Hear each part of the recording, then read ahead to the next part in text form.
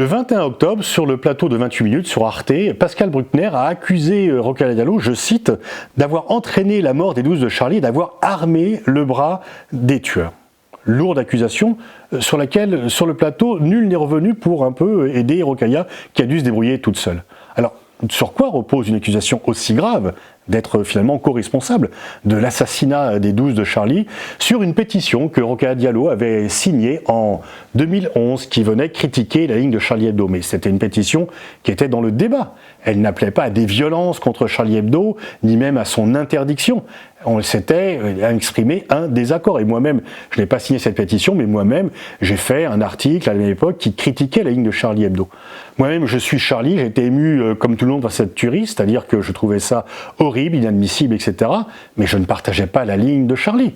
Et donc, être Charlie, c'est protester contre l'assassinat, contre la violence pour des idées, mais c'est pas forcément devoir être d'accord.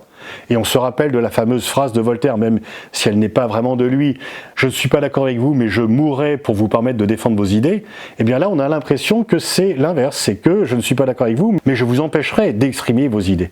Donc en fait, être Charlie, c'est aussi pouvoir exprimer des désaccords avec Charlie. Et ne pas être Charlie, c'est approuver les attentats. Et donc on peut être Charlie et ne pas apprécier Charlie, ce qui est mon cas, et je continue à le revendiquer.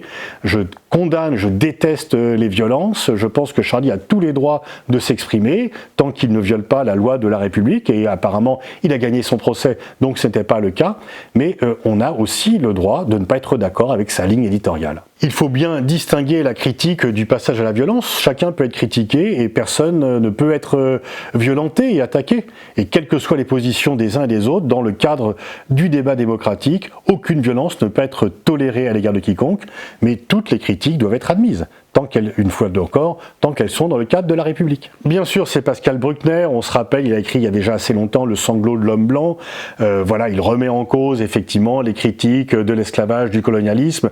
En 2003, il soutient la guerre d'Irak et il dénonce ceux qui s'y opposent en disant que finalement ils sont les soutiens de la dictature. Très honnêtement, chacun admet aujourd'hui que la guerre d'Irak qu'il a soutenue a été un facteur important de développement du terrorisme. Mais il n'est pas seul et de plus en plus on entend cette petite musique, il y a eu des lanceurs d'alerte qu'on n'a pas écoutés, qui dénonçaient l'islamisme pendant que d'autres composaient avec lui. Et en fait, on vient confondre ceux qui luttaient contre les discriminations, ceux qui luttaient contre le racisme et ceux qui soutenaient l'islamisme. Moi, j'ai toujours dénoncé et combattu le racisme. Je n'ai jamais soutenu l'islamisme et le terrorisme. Je les ai toujours combattus. Je peux, moi et ma famille, pouvons en être victimes d'ailleurs à chaque moment. Donc je trouve que cette assimilation de ceux qui luttent contre les discriminations raciales, de ceux qui soutiennent l'islamisme terroriste est quand même assez inadmissible. Parce que on dit on n'a pas écouté les lanceurs d'alerte, mais moi je vois plutôt des pompiers pyromanes. C'est un peu une déformation de dire qu'aujourd'hui c'est l'islamisme qui a été dénoncé. C'est pas l'islamisme qui a été dénoncé par la multiplicité des unes des médias, c'est l'islam, ce sont les musulmans. Et c'est tout à fait différent. Aujourd'hui, donc, certains se donnent bonne conscience en disant que depuis très longtemps, ils dénonçaient l'islamisme, alors que très souvent, en fait, ils se contentaient de dénoncer l'islam. Vous voulez un exemple ? Prenez votre souffle. Je parle des unes, pas d'autre chose. Des unes, non seulement des unes des journaux, mais des unes qui s'affichent en grands panneaux sur tous les kiosques de France et de Navarre. Donc, le point. Cet islam sans gêne, naturalisé, l'invasion que l'on cache, islam, le danger communautariste par l'Express, peut-on encore être français, le point, l'immigration, l'enquête qui dérange, le point, peur sur la France, valeur actuelle, immigration, pourquoi il faut tout dire, Marianne, a-t-on encore le droit d'être français, valeur actuelle, laïcité, il faut se ressaisir, Marianne, l'invasion des mosquées, 2 nouvelles constructions en France chaque semaine. Des mosquées, pas l'islamisme, l'islam. Bien sûr, valeur actuelle. Immigration, le grand remplacement, valeur actuelle. La France musulmane, pas la France islamiste, la France musulmane. Le Figaro. Houellebecq, l'islam et le malaise français. Pas l'islamisme et le malaise français. L'islam et le malaise français. Peur sur la France. Et si Houellebecq avait raison, de nouveau valeur actuelle. Nous sommes la France, l'Express, qui veut dire que les musulmans peut-être pas vraiment. Vive la République et ceux qui la défendent vraiment. Marianne. La République face à l'islam, l'Express. Les chrétiens face à l'islam, le point. Migrants, stop, valeur actuelle. Comment peut-on être français? Le point. Touche pas mon église, valeur actuelle. Migrants, pourquoi les Français n'en veulent pas à l'Express? L'Occident face à l'islam, de nouveau l'Express.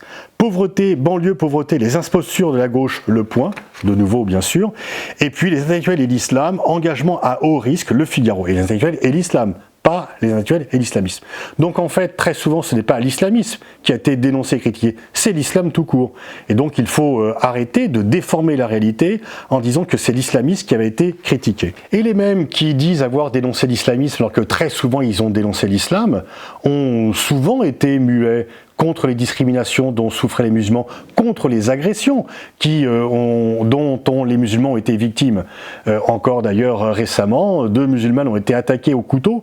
Il n'y a pas eu vraiment beaucoup de protestations et même certains ont nié le caractère raciste. Certains qui se disent dénoncer l'islamisme et être à l'avant-garde du combat ont nié le caractère raciste de cette agression.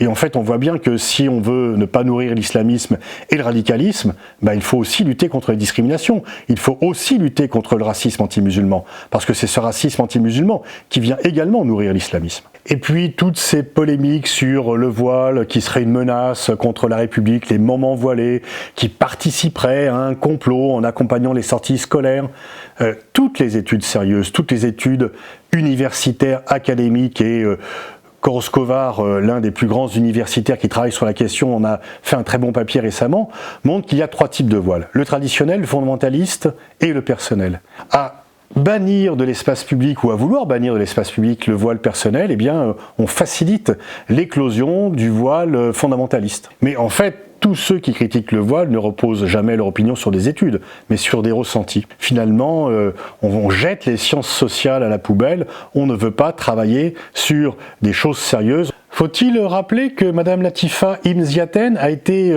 attaquée parce qu'elle porte un voile et qu'elle fait des conférences en porte un voile, cette femme admirable qui passe son temps à aller dans les établissements scolaires pour lutter, pour donner un message de vivre ensemble, de paix, dont le fils a été assassiné par Mohamed Merah en 2015, elle-même donc qui porte un voile, a été accusée. Donc quand on reproche à cette femme de porter un voile, on voit bien quand même qu'il y a un problème. Qu'il y a un problème général et Madame Latifa Ibn Ziaten ne peut pas être considérée comme une islamiste, très franchement. Donc on assiste dans ce climat dramatique finalement à la culpabilisation des militants antiracistes qui passent pour des gens qui ont pactisé avec l'islamisme pour des questions de clientèle. Mais les gens qui reprennent à leur compte des thèses d'extrême droite sur les musulmans, c'est pas non plus pour des motifs clientélistes, pour surfer sur la vague d'extrême droite qui se renforce et qui renforce eux-mêmes d'ailleurs par leur action. Nous sommes dans un climat lourd, le terrorisme a encore frappé la France, il est terrible, il nous a déjà frappé plusieurs fois depuis plusieurs années, nous devons une fois encore faire front commun face à lui, parce que sinon nous le faisons gagner, et surtout il ne faudrait pas que ce terrorisme physique suscite à une autre forme de terrorisme qui est le terrorisme intellectuel.